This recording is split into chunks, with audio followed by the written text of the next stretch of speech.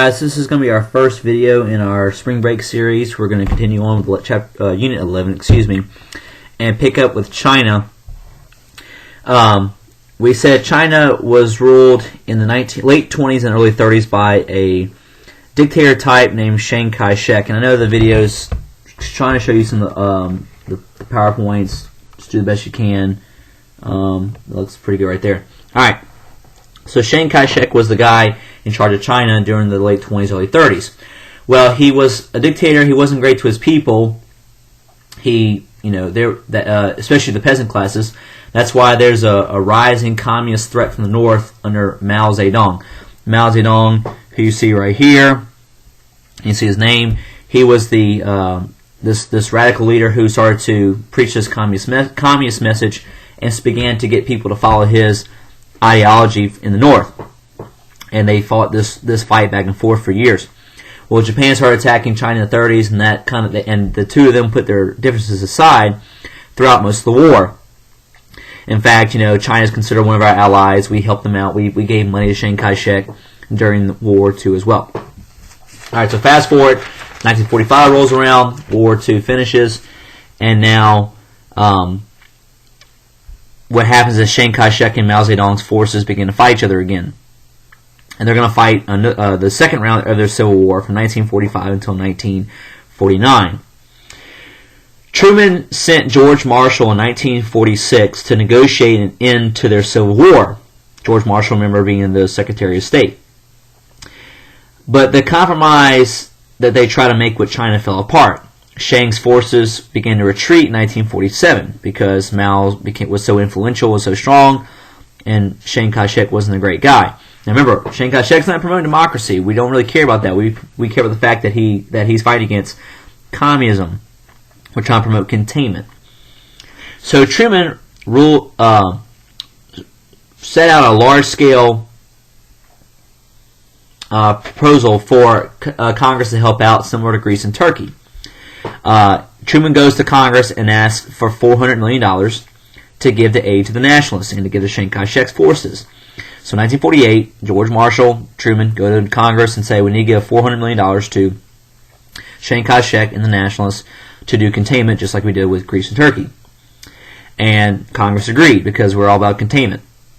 However, China was so corrupt that 80% of the money we gave ended up into communist hands because nationalist forces were falling apart. There were a lot of enemies who were getting money illegally and so forth. So we ended up funding mostly the communist side as a result. So by 1949, all of mainland China was controlled by the communists and Mao Zedong. So Chiang Kai-shek's forces failed. Mao Zedong's forces were successful. They won the Civil War by 49 and controlled mainland China. Chiang Kai-shek and his forces had to go to Taiwan, which is an island off the coast of China. I think I have a map of this. I don't know where you can see this, but yeah, this is China. Taiwan's right here. So Taiwan is where Chiang and his forces go as a result of their loss in the Civil War. Chiang established his government there and claimed to be the only true government of China. The United States refused to recognize Mao and the People's Republic of China. People's Republic is what the communists call their new government. We actually don't recognize the communist government until 1970s. So we continue to recognize Chiang Kai-shek and his government on Taiwan, the little tiny island out here, as the true government. And where that matters is the United Nations. In the United Nations is where it's going to make the difference, because we'll only deal with them and not deal with the communists. So that's going to make Mao and his forces pretty upset. It's going to make Soviet Union pretty upset as a result too. Republicans are also alarmed by, they're very alarmed by losing China. So Republicans back home are very alarmed by losing China because Democrats are in charge, or Truman's in charge at this point, and they blame Truman for being weak on foreign policy. And then in the 1950s, Stalin and Mao signed what's called the Sino-Soviet Pact. So in 1950, Stalin and Mao signed what's called the Sino-Soviet Pact, which seemed to be further proof of worldwide communist conspiracy, when in reality, the Chinese communists and the Soviet communists had two different ideologies about how communism should be. This is more of it's kind of like the non-aggression pact again, where it's kind of like, we'll just help each other out kind of a deal. if necessary, but it wasn't really an alliance. But to us at the time, 5 years after World War II, it seems like a big major alliance, and we're really worried about it now. But as a result, China falls, and containment failed when it came to China, which leads us to our next major engagement, which is going to be the Korean War.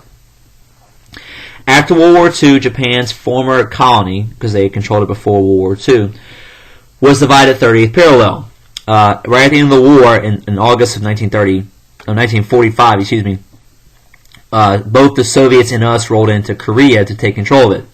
We rolled into the south, the Soviets rolled into the north. And so when the war ended, kind of like Germany, it was split in half. So the Soviets occupied North Korea, the United States occupied South Korea. Well, just like Germany, after a few years, it became apparent that the Soviets were not going to give up their side to unite Korea as a democracy or non-communist, and we weren't going to do the same thing either. So we decided to both leave. In 1949, both our armies withdraw. So Soviets and our armies withdraw from North and South Korea, respectively. And two different governments are established. There's North Korea established, and there's the South Korea established. North becomes communist under a dictator named Kim Il-sung, who you see right here. Kim Il-sung, who was the grandfather of Kim Jong-un, who's the current dictator of Korea. So Kim Il-sung becomes a dictator that the Soviets established as the leader of North Korea. The guy who's put in charge by us in the South is a guy named Syngman Rhee, who was a nationalist, not really pro-democracy, but not communist, which is all we care about. So we both left. We figured North and South Korea would stay divided just like Germany had. Well, to everyone's surprise, in June of 1950, North Korea surprise attacked South Korea. So North Korea decided to do a surprise invasion attack South Korea. And they crossed the 30th parallel. The 30th parallel is where we both established the border would be. So 30th parallel was where the line would be established, the difference between North and South. North rolled into the South in June of 1950. Truman took immediate action to try to do containment, just like we had done with China. He called a special session of the United Nations. So we go to the United Nations to make this an international affair. The U.S. took advantage of the Soviets boycotting the United Nations at the time. So right at that point, the Soviets had been boycotting the United Nations because of what recent event? 1949, us not recognizing China, right? So we didn't recognize Communist China. The Soviets were upset. They weren't recognizing the United Nations authority at that point. So whenever the vote came up in the Security Council to decide, should we go out and help South Korea, everyone voted yes. The only country that probably would have boycotted and said no would have been the Soviets, and they weren't there because they were boycotting. And so they couldn't veto the decision. So we got the United Nations to decide to send a force into South Korea to help them protect their territory. Even though we'll send hundreds of thousands of forces there, 90% of the forces that we send to Korea are American. So it's pretty much an American war. There are other countries that help out. Mostly it's us who are doing this. General Douglas MacArthur will be put in charge of this. So General Douglas MacArthur will be put in charge of this UN forces to go into Korea. What's very important about this is that Congress did not declare war. So this is a war we got involved in, the Korean War, sometimes called the Korean conflict, because Congress did not actually declare war for this. But they allowed Truman to use the troops in a mere police action. So this kind of becomes more of a modern-day idea of what we have for war. We don't really declare war anymore. We haven't since World War II. World War II is the last time we declared war. But now Congress basically authorized Truman as the commander-in-chief during the Cold War, which is this, ongoing, ever-going crisis, to deploy troops into a war zone without their authority. And Truman's pretty much given whatever power necessary to do this. And so this kind of, this is going to be an issue down the road with Vietnam and other future wars too. But at this point, we sent in troops to Korea because we were doing what we call a quote-unquote police action, not a war. And so it shows you how the executive branch is changing, how the role of the president is changing with, since FDR with the New Deal and with World War II and now with Korea. But either way, now we have UN forces, mostly us, going into South Korea to help it fight against the North Koreans, and Douglas MacArthur is the guy in charge, the same World War II general who helped us out then. So we show up the Korean War was fought pretty badly at first, even though we just fought World War II a few years before this. Most of the forces that went and fought had not, been fighting for the past 5 years. A lot of the guys who fought in the war had been discharged, and so it's kind of like redoing this whole thing over again. Now, America will not go back and redo all the rationing, all that stuff. It wasn't that big of a fight. So MacArthur has to go in here, and I have a map here. I'm going to wait and see this. But if I have to later on, I can show you in class or something. That's okay. So anyway, North Korean forces pushed down to where only by September of 1950, only the South controls this little area. So the North was very successful at first, where they're able to push UN forces and South Korean forces all the way down this little corner right here within 3 months. So from June to September, North Korean forces are winning and pushing back South Koreans. Then MacArthur decides to do a very significant surprise attack and launch a surprise attack here at Incheon Bay behind enemy lines. So North's down here fighting against the South down here. So MacArthur has an attack here and here at the same time, using the same amphibious boats, the PT boats that were used in World War II with the Higgins boats. So they launched him behind them, and they quickly surprise attack him from behind, and North Korean forces get overwhelmed. So of their forces, half of them surrender because they're caught off guard. The other half are forced to retreat. So half surrender, the other half retreat as a result of MacArthur's counterattack here at Incheon Bay.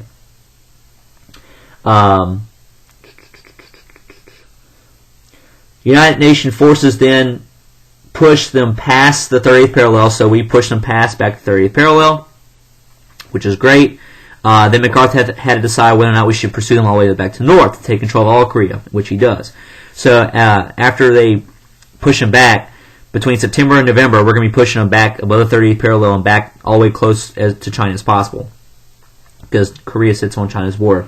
So we push and we push. So from September, after the successful attack in Incheon Bay, into November, we successfully pushed these guys farther and farther back, closer and closer to the Chinese border. So the North Korean army was on the run against UN forces. Now, the United Nations and MacArthur's superiors warned him not to get too close to China, but he ignored that. And so when we got really close to the Yalu River, which is the border between Korea and China, Chinese forces didn't like how close we were, and so over 300,000 Chinese forces crossed the Yalu River and now are pushing into Korea itself too. So we got too close to China's comfort. Mao didn't like the idea of having a democracy this close to their border anyway. So the Chinese ended the war too. Now we never declared war on China, but we are now on this unofficial conflict with China as well. So now North Korean forces are fighting against, or fighting alongside Chinese forces fighting against us. So it's UN forces and us fighting against Chinese forces and North Korean forces from November 1950 onward.